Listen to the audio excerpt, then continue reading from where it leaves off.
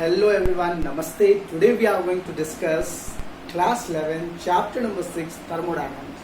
आज हम लोग थर्मोडायनामिक्स में खास करके इंटरनल एनर्जी के बारे में पढ़ने जा रहे हैं। इंटरनल एनर्जी किसको कहते हैं? इंटरनल एनर्जी का मतलब होता है अगर कोई सिस्टम है, उस सिस्टम के अंदर में जितने भी टाइप्स ऑफ एनर्जीज है, उन सारे एनर्जीज के सम को इंटरनल एनर्जी कहा जाता है। It is the sum of all the forms of energy that a system can process. इसका मतलब हो गया कि अगर कोई सिस्टम जितने भी टाइप्स के एनर्जी प्रोसेस करते हैं, उसको हम लोग इंटरनल एनर्जी कहते हैं। उसके बाद आ जाइए, आपको पता होगा कि सिस्टम के अंदर में हीट जाता है, सिस्टम के अंदर में वर्क होता है। तो अगर हम साइन कन्वेक्शन की बात करें, अगर हीट सिस्टम के अंदर में जा रहा है, तो हम लोग अगर कोई भी वस्तु सिस्टम पे काम हो रहा है, मतलब work done on the system, heat has inter into the system, अगर सिस्टम पे कुछ भी हम कर रहे हैं तो वो साइन कन्वेक्शन पॉजिटिव होगा, और सिस्टम के द्वारा बाय द सिस्टम अगर कुछ हो रहा है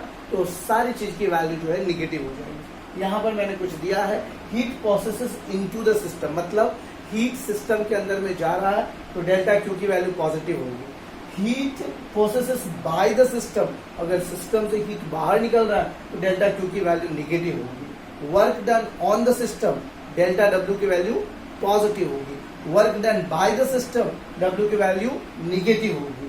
मैटर इंटर्स इनटू द सिस्टम, जो भी मैटर होगा, सॉलिड, लिक्विड या गैसेस फेज, अगर मैटर हमारे सिस्टम के अंदर में जा रहा है तो वहां पर पॉजिटिव वैल्यू हो, और अगर मैटर लीव्स द सिस्टम होगा तो वहां पर वैल्यू हमारी निगेटिव होगी। उसके बाद मैंने लिखा है changes in internal energy to लो।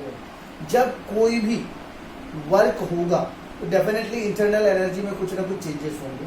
तो यहाँ पर मैंने लिया है कि अगर हम जस्ट सपोज करते हैं कोई इनिशियल सिस्टम है, initial state of the system को ए कंसीडर किया, कुछ समय के बाद बी कंसीडर किया। यहाँ पर मैंने लिखा हुई है on doing some mechanical work, जब हम मैकेनिकल वर्क सिस्टम पे करते हैं तो वो ए से बी के रूप में कन्वर्ट हो जाता है। State A with initial state या initial state of the system, initial temperature T and internal energy U A, और जैसे ही आपने मैकेनिकल वर्क किया तो आपका स्टेट बन गया बी, फाइनल टेम्परेचर टीबी और internal energy at final state UV.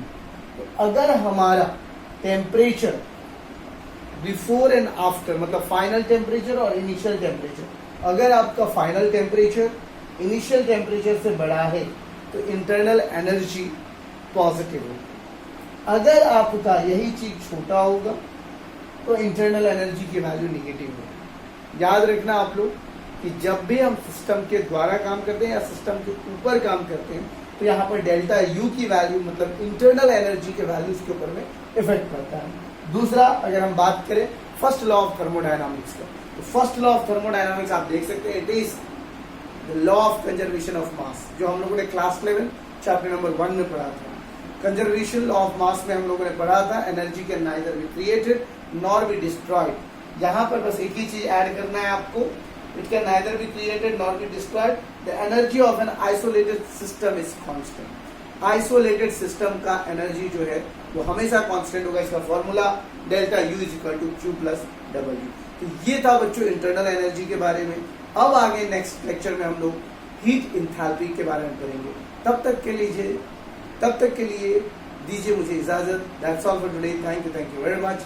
Don't forget to like and subscribe the channel. Thank you.